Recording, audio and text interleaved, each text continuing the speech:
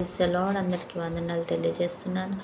ఈరోజు దేవుడు ఇచ్చినటువంటి వాగ్దానము సామెతల గ్రంథము 31వ అధ్యాయము 10వ వచనంలో వ్రాయబడినట్టుగా, గుణవతి అయిన భార్య దొరుకుట అరుదు, అది ముత్యం కంటే అమూల్యమైనది. నిజమే, మంచిది, ఆశీర్వాదకరమైనది, మంచి గుణము కలిగిన భార్య దొరకడం అన్నది చాలా అరుదుగా ఉంటుందంట. అది ముత్యం అంత శ్రేష్టమైనది. ఎందుకు ముత్యంతో దాన్ని పోలుస్తున్నారు అంటే, ఒక ఆల్చిప్పలో సముద్రములో ఒక చిన్న నీటి బొట్టు లాంటి ఆ అమూల్యమైనటువంటి ముత్యం దొరకడం అన్నది మామూలు విషయం కాదనమాట. అది చాలా ప్రశస్తంగా చాలా కాలము ఆ ఆల్చిప్పలో ఉండి అది బయటకు వస్తుంది. అంటే అది తయారు కావడానికి చాలా టైం పడుతుంది అన్నమాట. అంత ఈజీగా అది రాదు. కాబట్టి అంత విలువ ఉంటుంది ముత్యానికి అన్నమాట. అలాగే మంచి భార్య కూడా ముత్యమంత విలువైనది అని దేవుడు అక్కడ మనతో మాట్లాడుతున్నాడు అనమాట. మరి ప్రశస్తమైనటువంటి ఆ ముత్యం లాంటి భార్యను తీసుకెళ్ళి ఒక మంచి వ్యక్తికి దేవుడు ఆయన ఇస్తాడనమాట.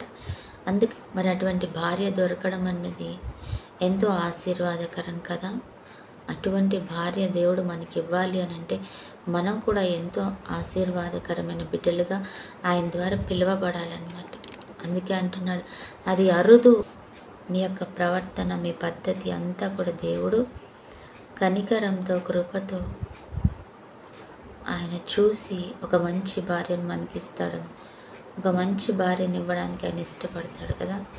చాలా జాగ్రత్తగా ఉందాం. అటువంటి భార్య లేదా అటువంటి భర్తని పొందుకోగలగాలి అని అంటే ముందు మనం పర్ఫెక్ట్గా, మనం పద్ధతి కలిగిన వారిగా, మనం కూడా ఎంతో భయభక్తులు కలిగిన వారిగా ఉన్నప్పుడు దేవుడు అటువంటి మేలైనటువంటి ఆశీర్వాదాన్ని మనకి ఇస్తాడనమాట. అందుకని ఆయన వైపు చూస్తూ ఆశీర్వాదం కొరకు ఎదురు చూద్దాం. ఆమె ప్రార్థన. పరిశుద్ధుడు అయిన దేవా, ప్రేమ కలిగిన తండ్రి, నిజమే ప్రభా, ఈ లోకంలో మేము ఏది పొందుకోవాలన్నా అది నీ కృపా దయ ద్వారా ఉంటుంది ప్రభా.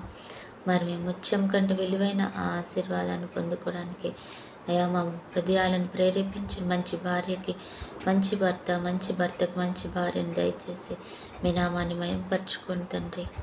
అయా ప్రతి ఒక్కరూ ఆశీర్వాదకరంగా ఉండడానికి కావాల్సిన సకల ఆశీర్వాదాలు మీరు దయచేయండి.